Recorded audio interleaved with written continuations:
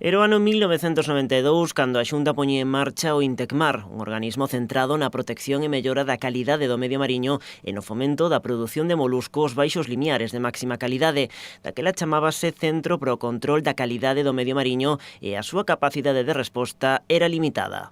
Intecmar empezou con 7 persoas, cunha pequena actividade, importante, pero vinculada á observación do fitoplancton tóxico, do fitoplancton nas rías galegas. Hoxe en día somos 85 persoas, empezouse nun galpón, comentaba onte unha compañeira, e realmente agora estamos en 3 edificios que ocupan 3.600 metros cuadrados. Medramos en metros cuadrados, medramos en competencias, medramos en persoal, medramos en equipamento, nos coñece moita máis xente, temos unha proxección internacional importante, a verdade é que de crecemento e creo que de recoñecemento.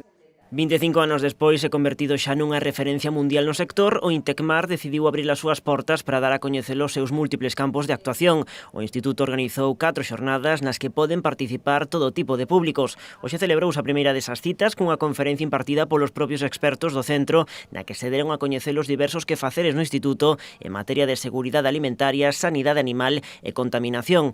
A xornada completouse cun percorrido polas instalacións, permitindo afondar nas súas funcións e na historia do centro. Dar a oportunidade de coñecelo, non? Moitas veces non é un centro moi coñecido, quizáis para a importancia que ten, principalmente por culpa nosa, é dicir, ás veces nos dedicamos máis a traballar que a contar o que facemos, e, aproveitando este 25 aniversario, pois pensamos en 4 xornadas de portas abertas.